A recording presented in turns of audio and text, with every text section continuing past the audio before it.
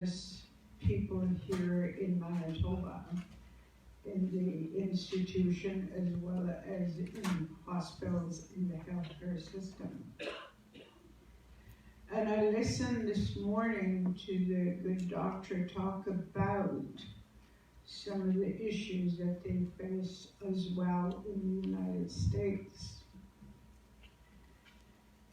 And there's much learning to be done.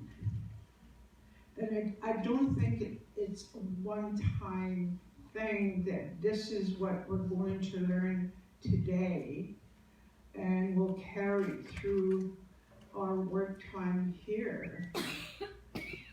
I think it has to be practiced all the time. And how do we do that? And we look to you for some answers. And I'm sure he will give us the answers we need to hear. So I ask for open-mindedness. I ask for an open heart so that we will begin to have that understanding and that healing that we need within places like this. So with that, I say miigwech, and I say miigwech for life. Thank you. Miigwech, Margaret.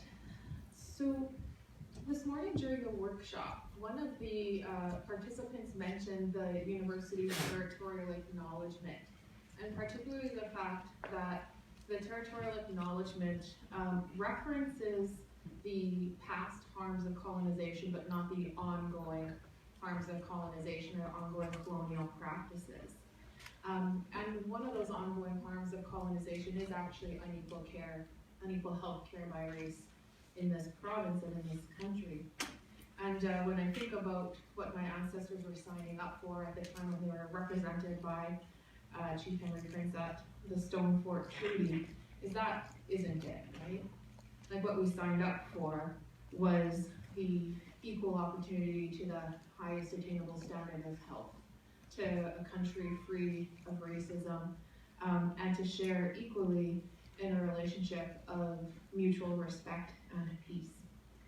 And so each of us sitting in this audience, regardless of when your family came here or if your family was always here, need to share in that ongoing commitment and responsibility for living up to the dreams of our ancestors in our homelands.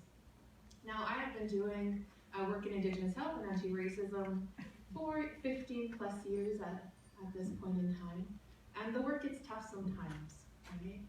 And particularly, I would say over the last year or two, with the rise of the alt-right and white supremacy groups and hate crimes being on the rise, the It's Okay to Be White papering that happened at our university, it can be pretty discouraging. And I've been reading this book lately by Dr. Ibram Kendi, Stamped from the Beginning, and he talks about the rise of racism and racist ideas in the Americas. And one of the things that he said is, I saw two distinct historical forces. I saw a dual and dueling history of racial progress and a simultaneous progression of racism. I saw the anti-racist force of inequality marching forward, and a racist force of inequality marching forward, progressing in rhetoric, in tactics, and in policies. So what keeps me hopeful is that at the same time as we are seeing the backlash that we talked about in the United States post-Obama, or our own rise of white supremacy movements in Canada, is also the strengthening of anti-racism movements locally, provincially, and nationally, happening both within medical education and healthcare and outside of it. And you know, one thing that's interesting outside of healthcare is that in our upcoming provincial election, there'll be the opportunity to elect the first Black sitting MLA ever in our province. We've never had a Black person in our provincial legislature before. When we talk about anti-racism inside of healthcare and medical education, I think about the support of Dr. Postal, who's here with us today, and giving us the space and the resources to really develop a strong Indigenous-led team with the largest Indigenous health institute in the country. and the effective partnerships that we've been able to build, since we recognize that the primary nature of our business is actually relationships. And I'll particularly mention the Winnipeg Regional Health Authority, who is one of the sponsors for today's events.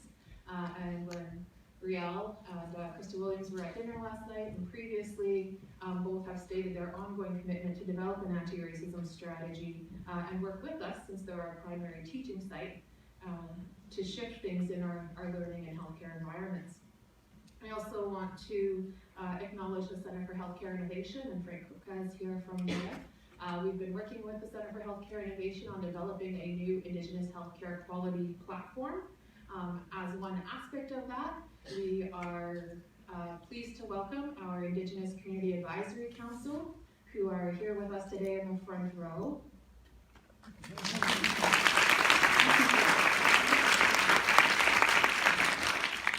And I'm really excited at the work that we'll start doing together tomorrow, building on what's done today, to get beyond the low bar of any healthcare is good enough to Indigenous peoples to the highest bar of the highest quality, culturally safe, anti-racist healthcare practice that us, our communities, and our relatives are all entitled to. We're co-hosting this event with CHI because we cannot improve Indigenous healthcare quality without addressing whiteness and dismantling institutional racism. And this is why we are so thrilled to welcome Dr. Ron Wyatt, who's the Chief Quality Officer with Cook County Health, one of the largest public health systems in the United States. Dr. Wyatt is originally from Alabama, and at dinner last night, we discussed how much we actually have in common. So sometimes there's this perception that Canada is less racist or more politely racist. But when you think about things like Tuskegee and the nutritional experiments that happened in residential schools and North America, or some of the tragic deaths that we discussed last night in Alabama and what happened with Ryan St. Clair, the way that racism operates and impacts Black and Indigenous folks is more similar than it is different between our two places. Dr. Wyatt is an internist. He's an internationally respected quality improvement and patient safety leader, having worked at the Joint Commission, which is the largest health service accrediting body in the United States, and as far away as Qatar. So please join me now in welcoming Dr. Ron Wyatt.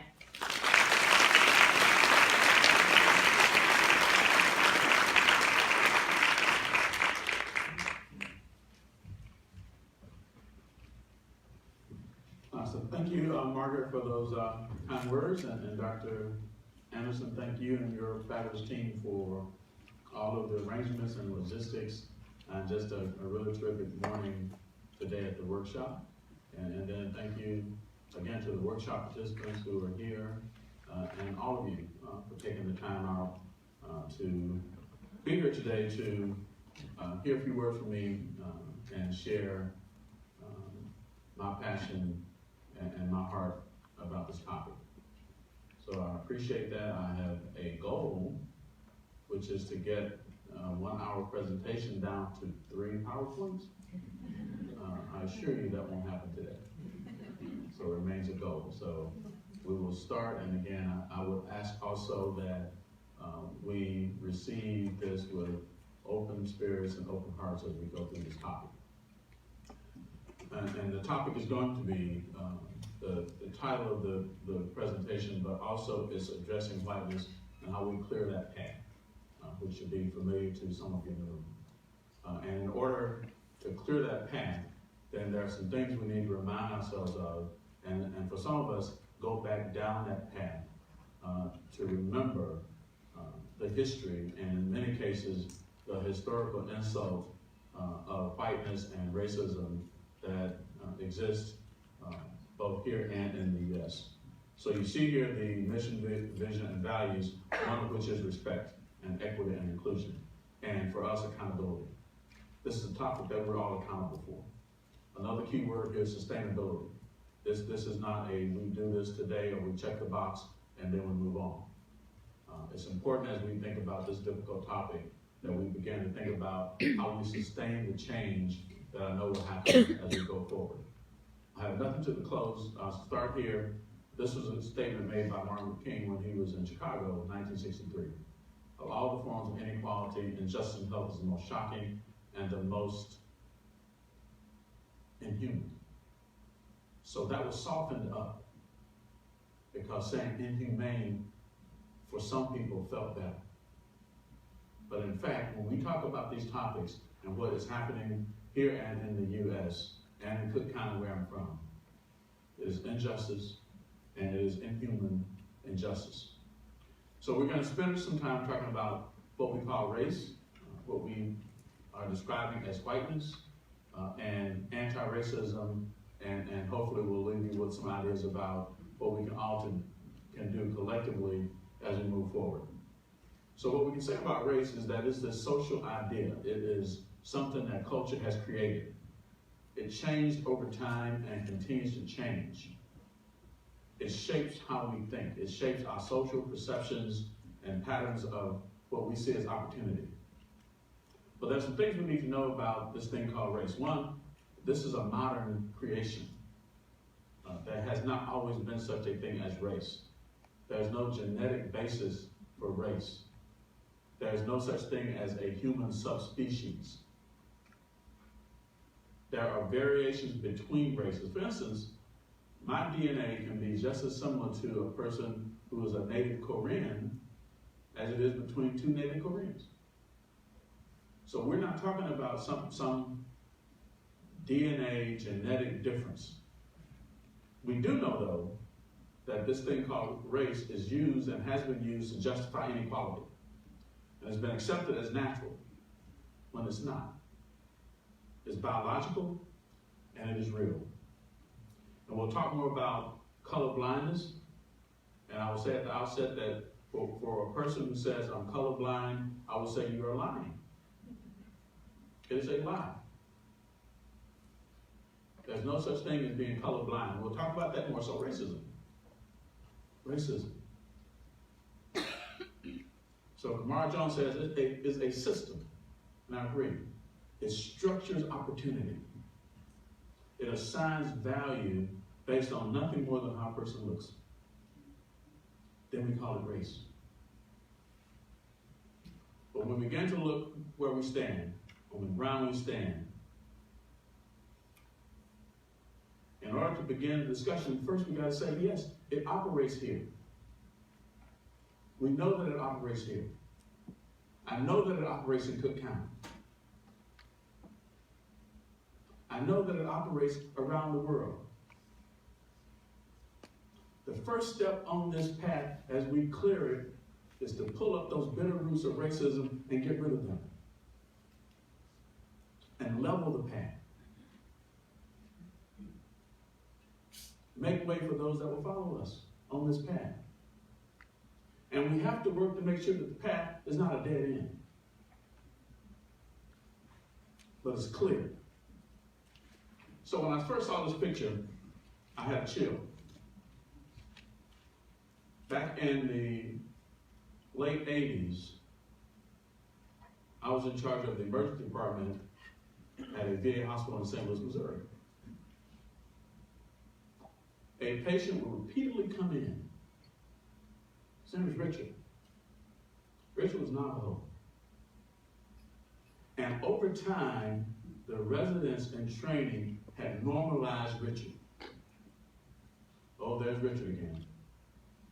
There's drunk Richard again. Let's just have Richard go and wait in the waiting area. Because we know that whatever his complaint is the alcohol talking, it's not him. Richard doesn't have an emergency. So he can sit outside and wait until we're ready to see him. And I said to the trainees, our obligation to Richard and every human being that walks through the door is to do a comprehensive assessment and give the fullness of our training to him. Because Richard's going to fool you one day. So Richard came in, the typical pattern. It's just Richard. He can wait until in the waiting area. We have other patients who are more important and emergent. Someone rushed in and said Richard was on the floor, unresponsive. He had been out there for 5-6 hours. He was in full pulmonary edema, had a massive anterior myocardial infarction. What do you think Richard's chief complaint was when he walked up to the counter in the emergency department? I have chest pain. I have chest pain. But our racism allowed us to not see him as a human being who had chest pain. It interfered with our very intellect. It nullified the thing that we swore to, that we won't hurt anyone. The truth is we've hurt too many people.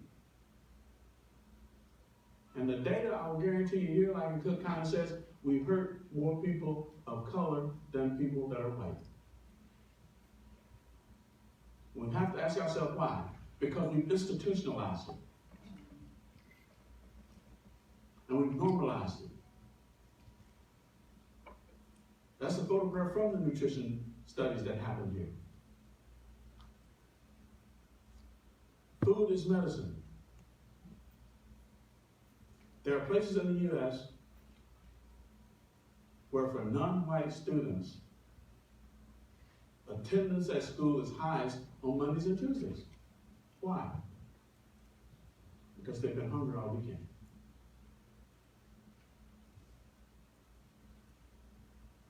Food for some people has been used as a weapon, as has residential segregation.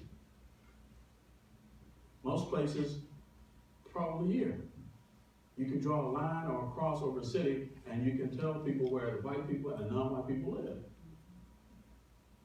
Why? We know that these practices are linked to poor outcomes. Heart disease, diabetes, amputations. Who's placed on dialysis versus who gets a kidney transplant?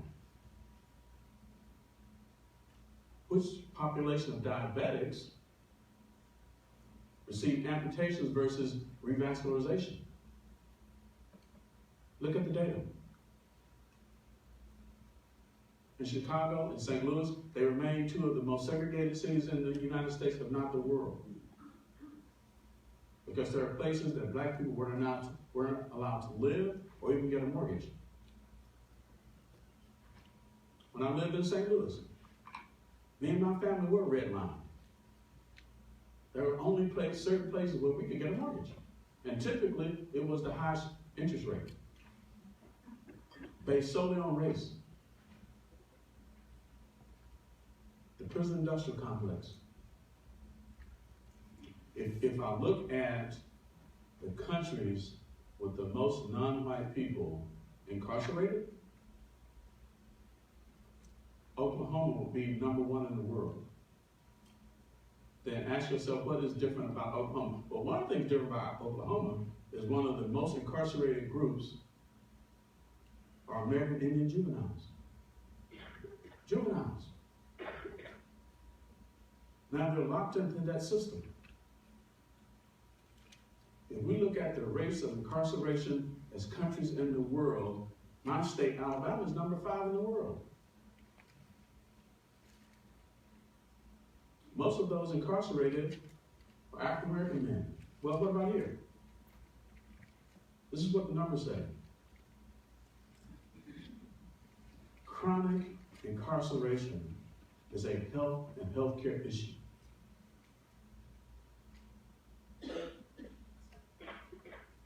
And we have to deal with the root cause once again. Even as I drove in last night from the airport, the taxi driver said to me, the police don't bother me, but they do bother the Red Indians.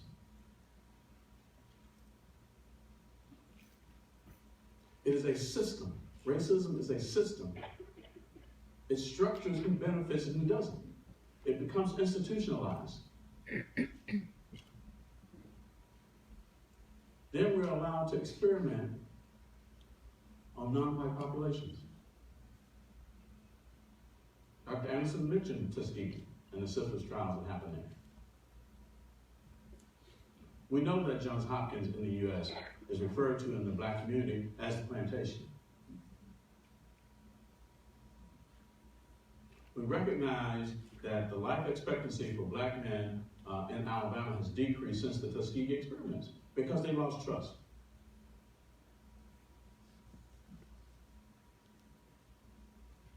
That leads to shorter life expectancy, poor outcomes, and then we comfort ourselves by saying, well, that's a difficult population that is non-adherent or non-compliant. No, that's not it. The population no longer trusts us. We lost that trust. And really underneath that, not only have we lost the trust, but before that, we didn't share who we are at our heart's level. We decided somewhere along the way that the population is here to serve us when we should be the servants. Whether you're black or white or brown, no matter.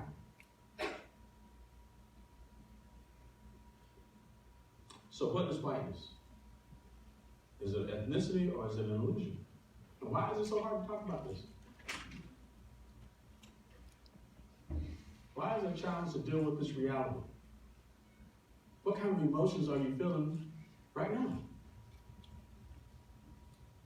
Some of us would rather avoid it. And we've developed strategies to avoid talking about race and whiteness. The population that we serve should compel us to increase our racial literacy, but we don't want to participate. Again, we feel uncomfortable. It challenges our worldview. Then we try to diminish it, dilute it, demystify it, say it's not real, or someone else's problem 100 years ago. Or, we'll talk a bit about later, we manage through these microaggressions. And then we can just shut it all down. Just say either you're just out of control or, has been shared with me, you're just an angry black man. It's not a problem. So there are norms when we begin to think about race talk. We'll talk a bit, and we talked a bit this morning about the colorblind protocol, or it's just not polite conversation.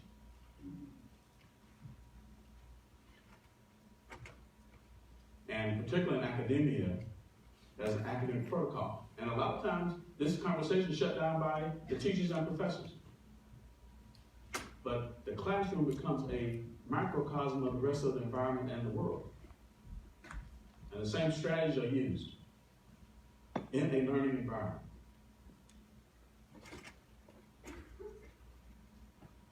So why is that? Why shut this talk down? Is it because maybe someone fears that they will appear to be a racist? Or maybe you realize that you are racist? Or I don't want to confront my white privilege? The white privilege that I did very little maybe to earn? Or as one friend said to me, I'm a victim of unearned white privilege.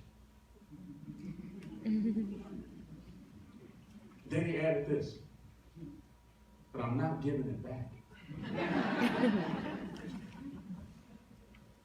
And then we feel that we have to somehow take some personal responsibility for racism. Which means I got to confront my racist friend. So we deny racialized experience of other people of color.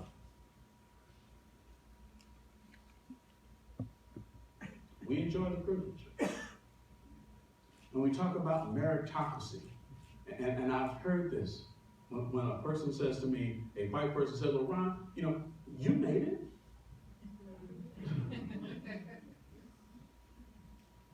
So why should we talk about this? You're a clear example of how black men can make it.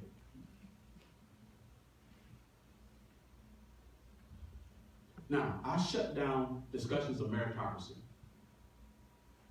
It's racism. We want to sustain this hierarchy and appear to be innocent in it. I had no idea there was racism here. Can't be. I've never seen it.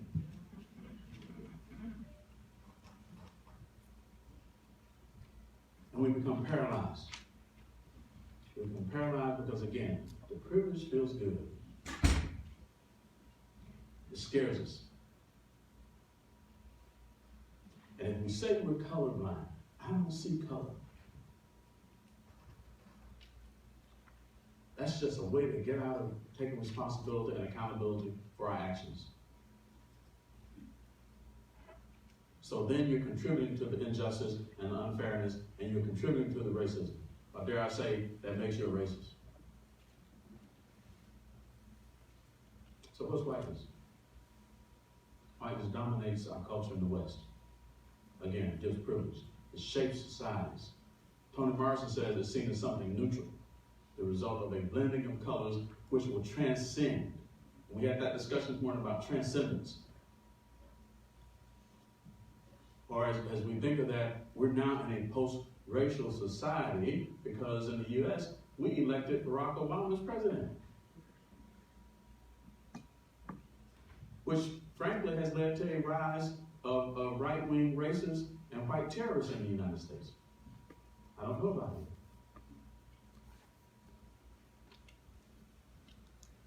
So, white people tend to create these dominant images that are pervasive in the world. It's constructed in the image of whiteness. And it shapes society. So whiteness and colorblindness, two sides of the same coin, has a luxury in whiteness.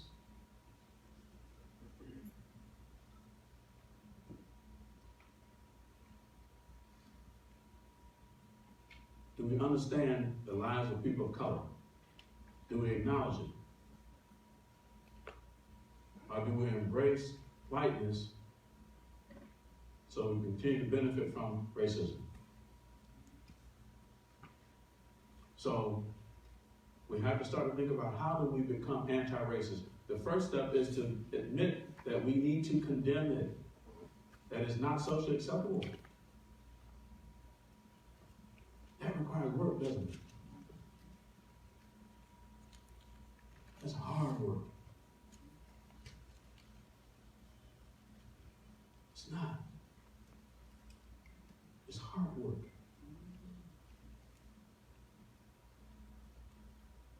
And if it's hard work, it becomes easy. Because we can openly share it. And we can admit, that's how I used to be, but I'm not that person today, and you're not going to be that person tomorrow. Because I will be unrelenting in making you an anti-racist. That's scary, isn't it? I could lose friends. I don't know if I want to go under that kind of personal transformation to have a non-racist identity.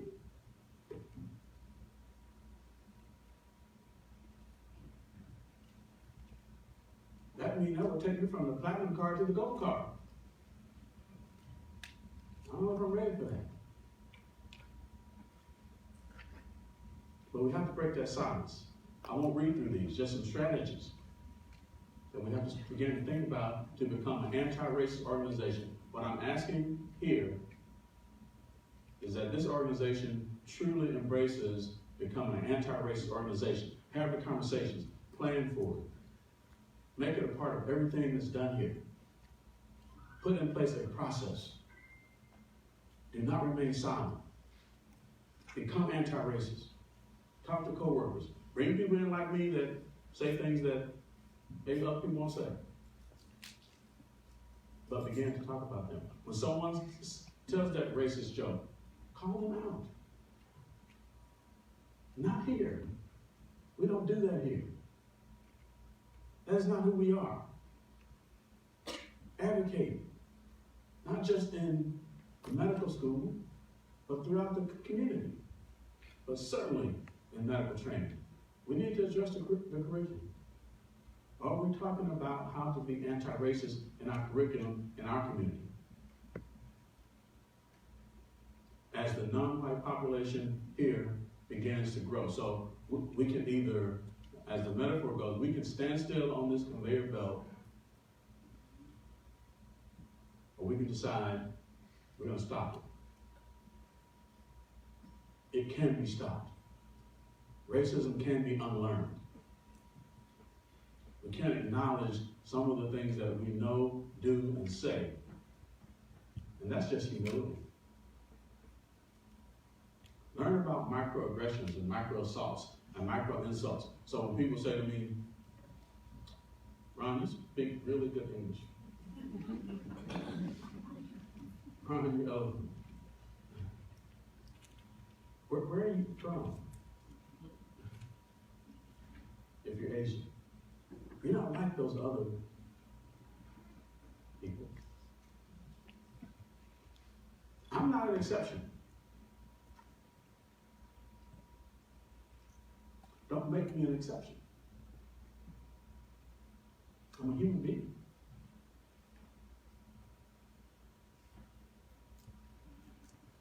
But it plays out, doesn't it?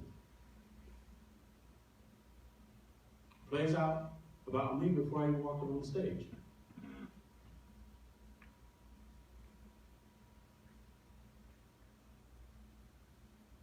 These unconscious thoughts that we have that play out in actions and in healthcare decisions that we make.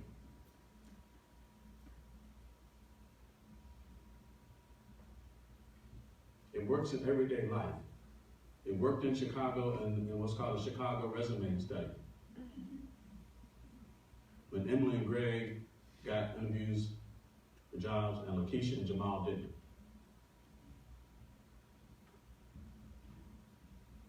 When there was a Blinded Symphony audition, more women were hired. This is real world stuff. Real world that lives inside of what's called a white dominant culture that's typically driven by middle class white men who often see a different standard, a different point of view.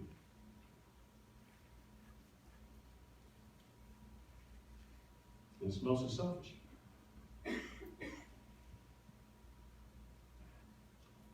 And we start to ignore whiteness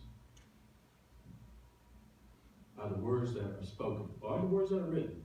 So here you see a summation of 170 stories.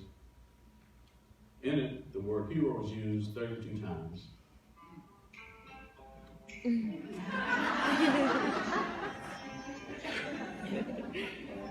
And I'm sorry. That is my daughter. In Alabama. So I thought she was watching, so I would just say, Alexis, don't call me again. My apologies. So you look through this and see how non-white or Muslim are represented in the media as opposed to, and Hispanics as opposed to whites.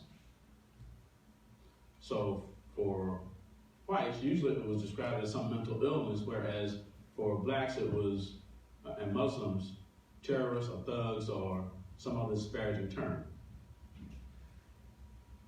Does that happen here? Do you assume that media reports are discussing white people unless they say otherwise?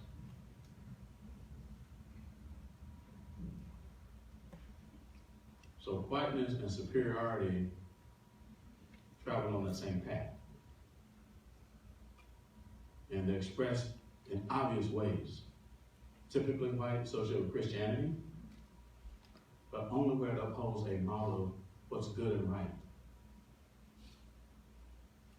Who's heard of Dylan Roof? Dylan Roof shot up a black church in South Carolina in the U.S. That's Dylan Roof. was arrested, the chief of police said he was very quiet, very calm, he didn't talk, he sat down very quickly. He was not problematic. He just killed 6 people, black people, but he's not problematic.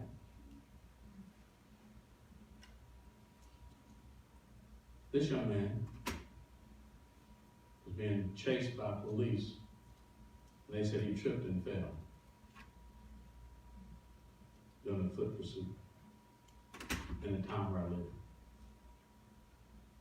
This is the picture that ran in the paper. Same TV station, same day. Same TV station, same day.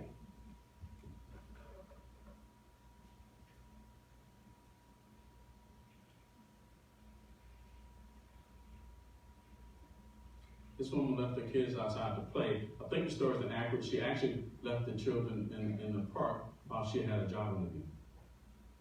This is the picture that ran in the newspaper. The white man raped the unconscious woman in the alley behind a dumpster and left her there. They ran his Stanford yearbook picture.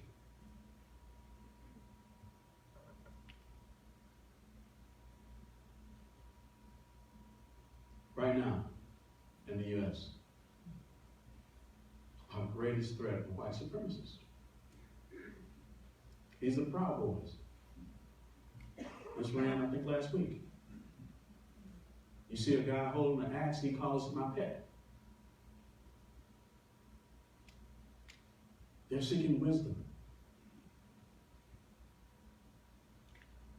Kindness he equates with brass knuckles.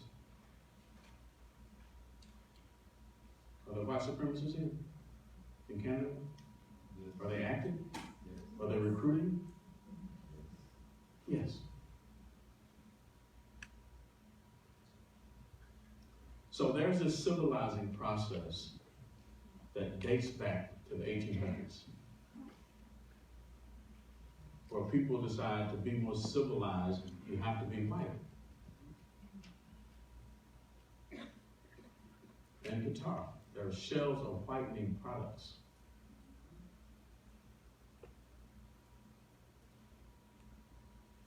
A friend who was told not to drink black coffee because it would make it darker.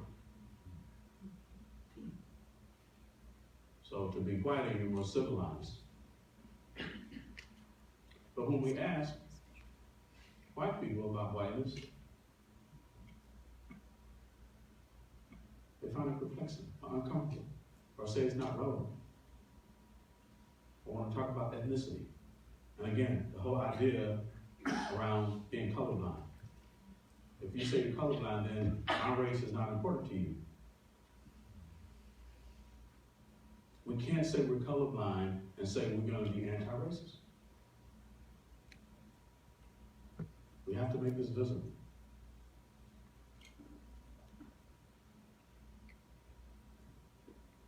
What does it signify to you? Can you claim white identity without being a racist?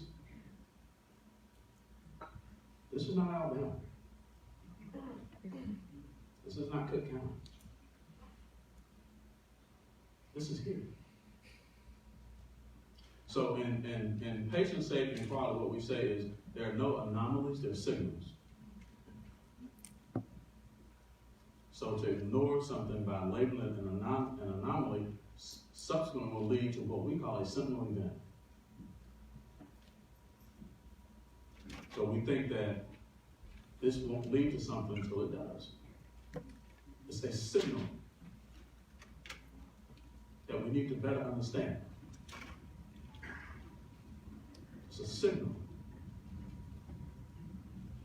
that impacts non-white people. Or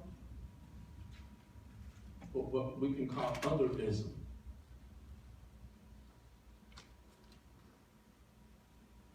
When not all white people are classified as being white. And this goes back historically also.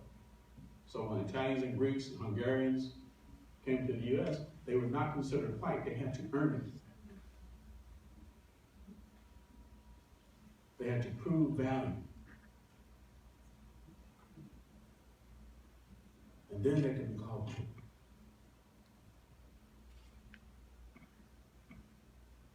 Other whiteness. So mixed race Asians who have a history of discrimination, a history of exclusion, and in many places are vilified for being mixed race or biracial or other.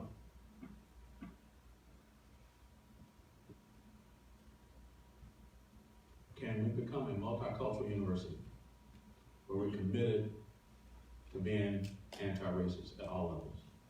That we're open, supportive, and responsive, that we have purpose around undoing racism.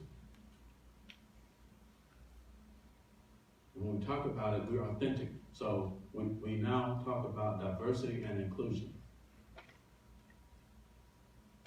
So what does inclusion mean? We can be diverse and not inclusive. Who gets promoted?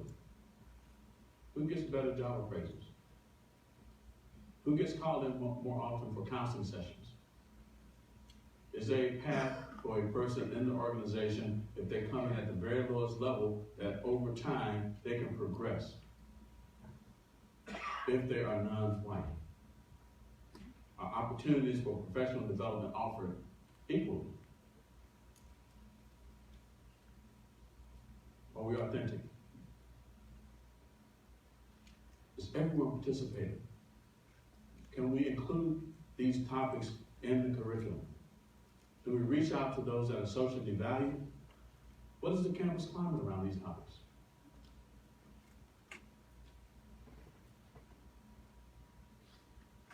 How do we do support services, residential housing?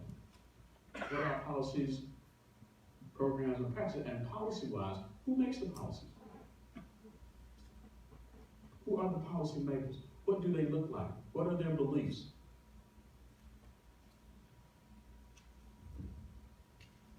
Or are there institutional and structural practices around racism that are being supported and perpetuated?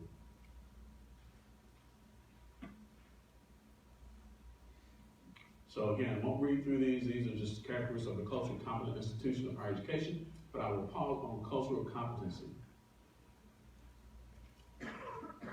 And as I said this morning, many organizations, at least in the U.S., I would say here, we go through cultural competency training. It's a learning module, most often web-based or online.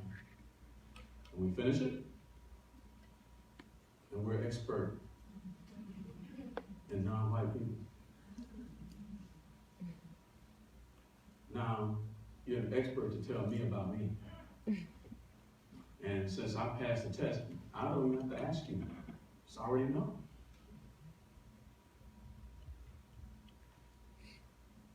And as I said earlier, getting through your cultural competency training mostly makes for a more culturally competent racist. Where do we need to go? To be humble about cultures. To learn from cultures. And that learning is not a module, it never ceases. It comes with every meeting, every encounter, every clinical visit. Self-reflect. What did I learn from that? That can improve it the next time around when I see that patient or that family.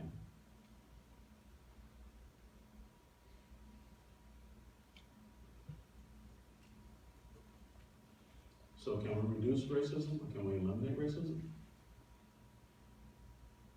Here are some suggestions. Be with people that don't look like you.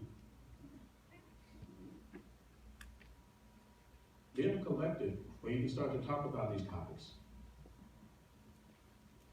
Co-produce anti-racist approaches.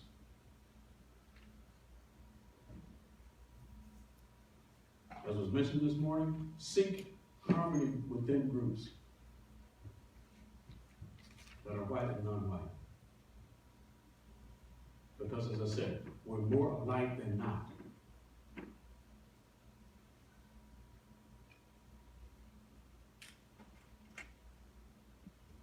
It shattered my heart when the taxi driver dropped me off at the hotel yesterday and said, this is a real nice area. Just don't come out at night because it's not safe. Why isn't it safe?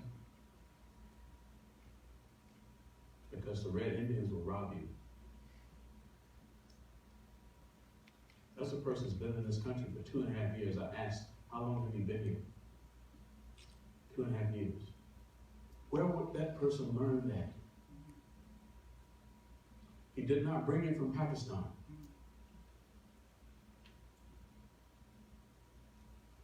Where is it coming from? That means there's an operating system that needs to be disrupted. Will you disrupt? Or will you embrace your privilege? Will you speak up?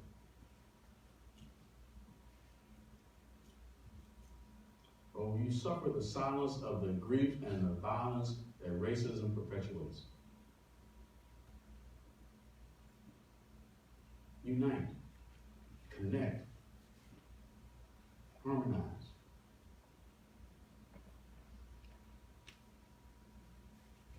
This is a beautiful statement. Maybe the best I've ever read on reconciliation.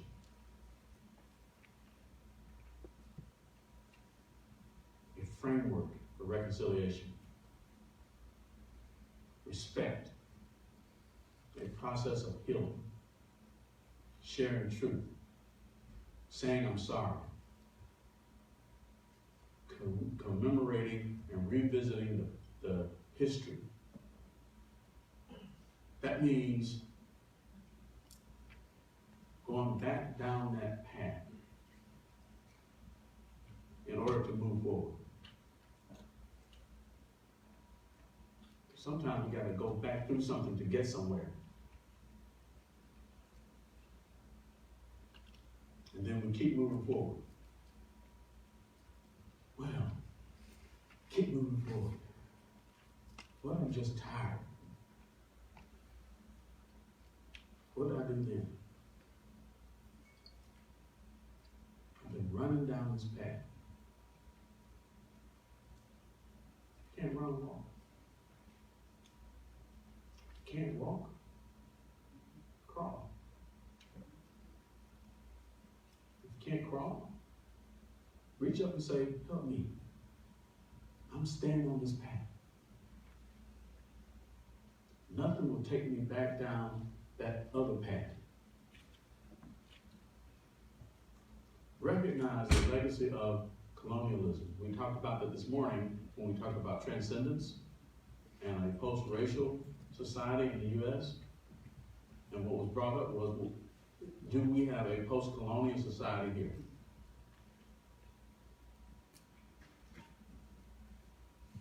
I think the answer I heard was no. Equity. What is that? We'd like to talk about equity now. So I flipped it and said, let's talk about inequity.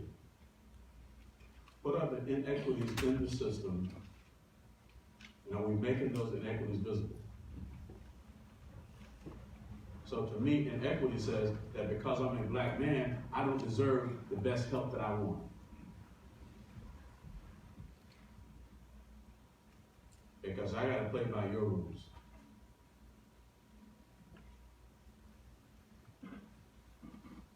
That means I'm not seen as a partner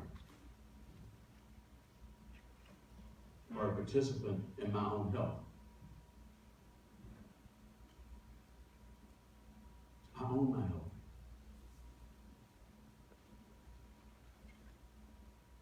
Partner with me. What does that mean then? Respect me. Make sure that I do everything I can to maintain my dignity. Show me compassion. Be empathetic with me. Listen to me. Say I'm sorry to me. Touch me.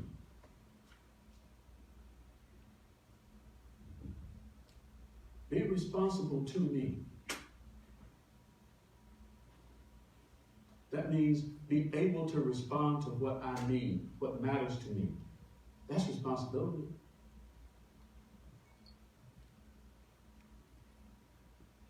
Understand me.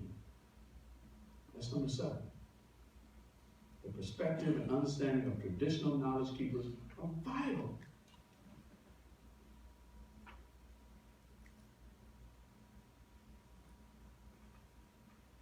That's beyond cultural competence. It's required. The political will. Will is a big word. But the political will has to exist. If not, we perpetuate this system of white supremacy and racism that continues to hurt and kill too many people.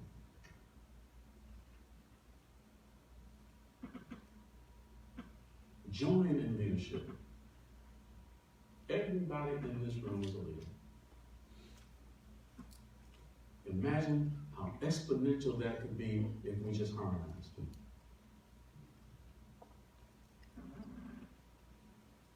Being accountable, being transparent, and invest in the resources that allows everyone who wants to be healthy to be healthy. I'll admit there are some people that don't want to be healthy. That's a conversation we can have. That doesn't give me the power to control it just because that's what I think.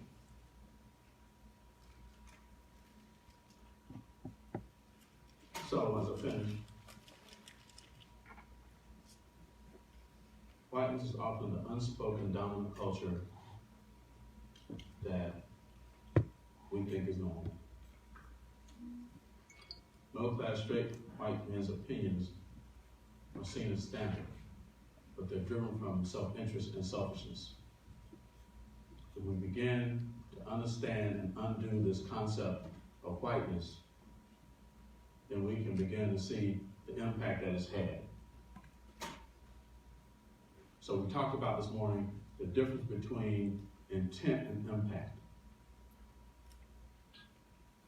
What's important is the impact that racism has on a population that needs to be reversed. And whiteness doesn't benefit all white people. We've seen that in Alabama, in some of the rural, poor, mostly white areas.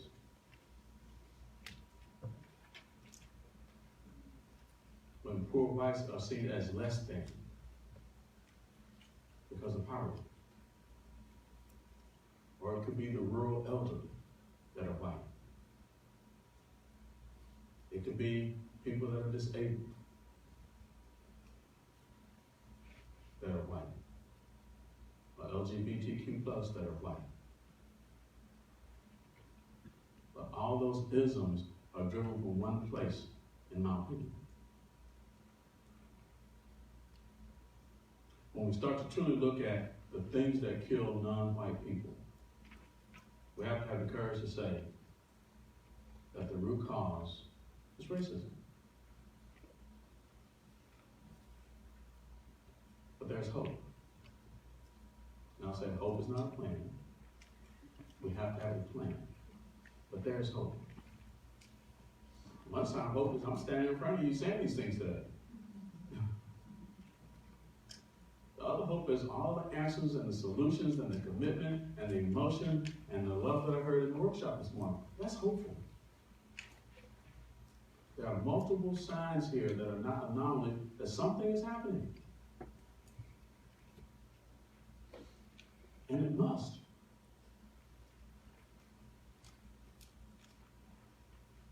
So I'm proud to be a part of that kind of hope. It will not be easy, but we have to act. The non-white population here, just like in the U.S., continues to grow. Let's humble ourselves and learn from that growth. Let's protect protect that growth. Let's love that growth. Let's nurture that growth. Let's develop those 5 and 6-year-olds to be a part of this and lead it in the future. That's the path.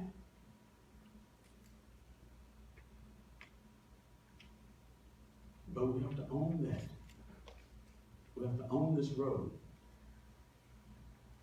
And I'm convinced after this morning that the answers, the solutions, the will to do this was in that room, and it's in this room. So I'll encourage you to continue on this path, continue with love and humility, and you will be successful. So I thank you.